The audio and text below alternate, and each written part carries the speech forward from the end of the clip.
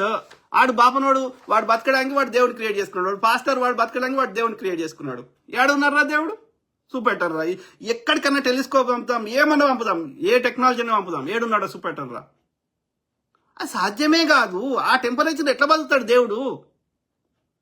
చంద్రుని మీద ఎక్కడ ఆడ వాతావరణం లేదు కాబట్టి, హీట్ డిస్ట్రిబ్యూట్ కాదు కాబట్టి, సూర్యుడి నుంచి ఎండ పడ్డ దగ్గరనేమో 200 డిగ్రీస్, పక్కకే ఎండవడం దగ్గర -200 డిగ్రీలు. ఆడ ఎవడు బతుకుతాడు? జీవం ఎక్కడిది? సో ఏడలేడు. భూమి మీద జీవం తప్ప ఏదే మనకు తెలిసిన కాడికి ఏడలేడు. మరి ఏడున్నాడు దేవుడు? భూమి మీద ఏడుకన్నా పోదాం, సముద్రం అడుగులకు పోదాం, 75% నీళ్ళే ఉన్నాయి భూమి మీద. ఆ 25%లో ఏ అడుగులో దాక్కున్నాడు దేవుడు? ఎవ్వరు లేడు. ఒకప్పుడు మనుషులే, వాడు ఎవడన్నా మంచిగా చేస్తే వాడు దేవుడు అని పిలిచారు అంతే. ఆడ వస్తాడు, చచ్చిపోయినవాడు రాడు. అర్థమైందా?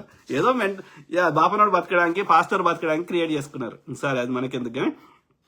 సరే, అయితే ఏమంటున్నా అంటే, ఇది దేవుడి మీద ఒట్లే ఎందుకు? నేరం చేసినావా లేదా? ఇప్పుడు బ్యాంక్ ట్రాన్సాక్షన్స్ వస్తాయి. అర్థమైందా? సో అది ఒకటి. ఈమె ఎందుకు బాధితులను కొట్లాడతలేదు, అది ఒకటి చెప్పిన. ఓకే, ఆ బీఆర్ఎస్ లీడర్ గడ్డం గూడెం మైపాల్ రెడ్డి, వాని తమ్ముడు మధుసూదన్ రెడ్డి, వాడెందుకు ఇన్వాల్వ్ అవుతాడు ఇలా ఈ పటాన్ చెరువు బ్యాచ్? ఎందుకంటే మధుర్ అమ్మావతి కానీ, వాళ్ళ అక్క ఆ శివ చౌహాన్ కానీ, వాళ్ళ బావ భరత్ చౌహాన్ కానీ, ఇదంతా పటాన్ చెరువు బ్యాచ్ ఉన్నది. ఓకే, వాడు ఏమంటాడు? ఆడు బెదిరిస్తున్నాడు. ఆడు గూడెం మధుసూదన్ రెడ్డి అనేటోడు బెదిరిస్తున్నాడు. ఎవరిని బెదిరిస్తున్నాడు? ఆ మత్స్యేందర్ రెడ్డి, వాని అనుచరుడు. అన్నను చూపెడుతున్నాడు. ఆడు మధుసూదన్ రెడ్డిని చూపెడుతున్నాడు. చూపెట్టి మత్స్యేందర్ రెడ్డి అనేటోడు బెదిరిస్తున్నాడు. ఎవరిని? ఈ యొక్క హేమకాంత్ రెడ్డిని. చూసుంటారు మీరు వీడియో. ఓకే, సో ఏమని బెదిరిస్తున్నాడు? ఆ మంగ్లీ ఏమో వానితోటి అంటది రమావతి మధుతోటి, నువ్వేమో ఇంకో దాన్ని ఓతోటి అంటున్నాడు హేమకాంత్ రెడ్డిని.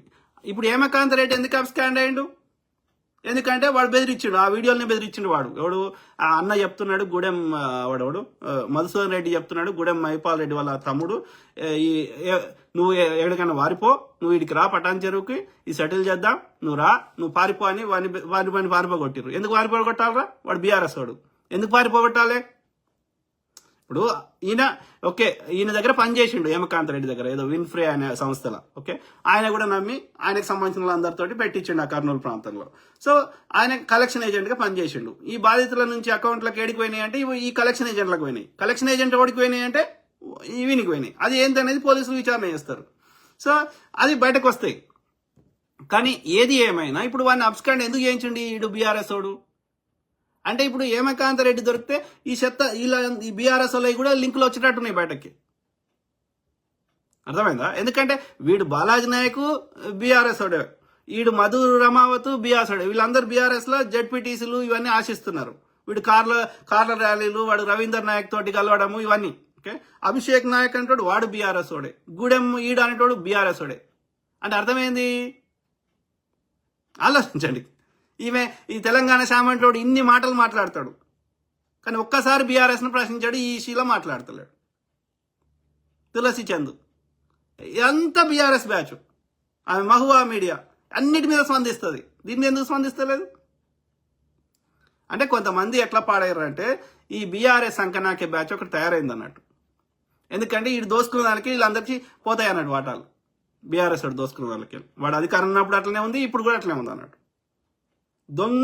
దొంగలు రాసుకుంటే బూడిద రాలుతుంది. ఇప్పుడు నష్టపోతుంది ఎవరు? ప్రజలు. తులసి చంద్ ఇన్నింటి మీద మాట్లాడుతుంది. ఈమె 2 సార్లు మాట్లాడింది. దేనికి మాట్లాడింది తులసి చంద్? కేవలం మంగ్లీ సత్యవాది హరిశ్చంద్రుని ఈ బిడ్డ అని మాట్లాడుతుంది.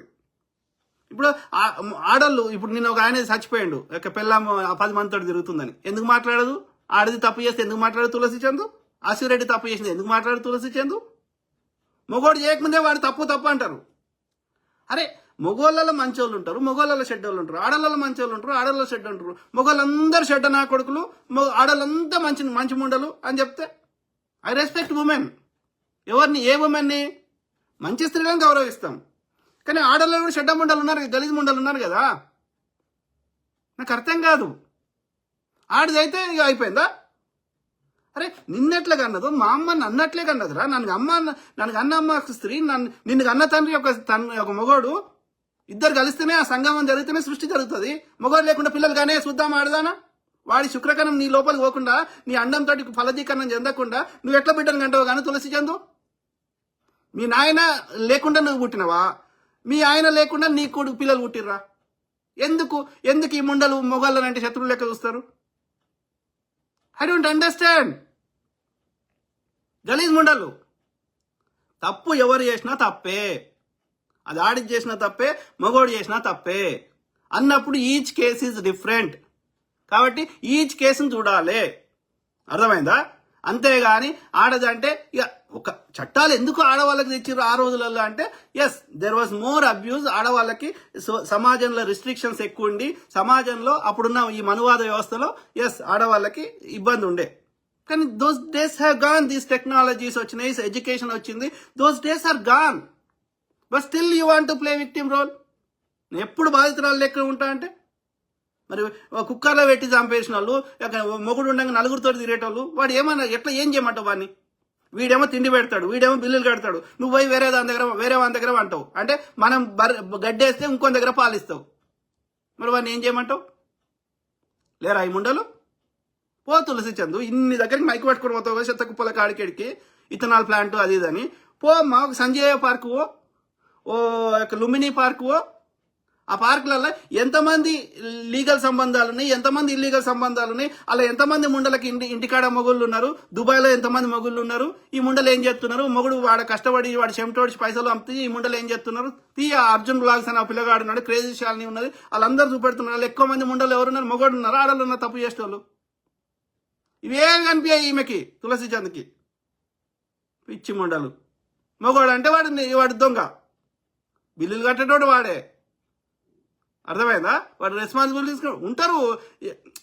ఎవడో ఒకడు ఉంటాడు షెడ్యూల్, వానికి ఏదో వాడి కోపం లేదో అని వానికి బాగా ఇబ్బంది పెడితే వాడు చెంపదెబ్బ వేసి ఉంటాడు కావచ్చు. కానీ వీళ్ళు అట్లా కాదు కదా, నేను మైండ్ని మొత్తం దిమాగ్ తింటారు కదా. మంచి స్త్రీల గురించి మాట్లాడతాను దయచేసి, గలీజ్ ముండల గురించి మాట్లాడుతున్నా అన్నప్పుడు నువ్వు ఇండిపెండెంట్ జర్నలిస్ట్ అని తోక పెట్టుకొని నువ్వు మళ్ళీ ఎందుకు బీఆర్ఎస్ పార్టీ అనుబంధ సంస్థ లెక్క, లేకపోతే ఆడోళ్ళు మంచోళ్ళు అని ఎందుకు ప్రూవ్ చేస్తావు? Why you play victim role? అంటే నీకు ఆడదానికి సమానత కావాలంటావు. సమానత ఎక్కడి నుంచి వస్తుంది? నువ్వు విక్టిమ్ రోల్ ప్లే చేసిన రోజు సమానత రాదు. ఆలోచించాను మిత్రులారా. సో ఆ క్రమంలో ఇది హేమకాంతరెడ్డి వాడు వాళ్ళ నా కొడుకు కరెక్టేరా, నువ్వు తప్పు చేసినావు లేదని పోలీసులు నిర్ణయిస్తారు. నువ్వు మంచిగా స్టార్టింగ్ లో వచ్చి ఎందుకురా వాడు కూడా బెదిరిస్తే పోతావా? బీఆర్ఎస్ వాడు వాళ్ళ నా కొడుక బయటకు రా.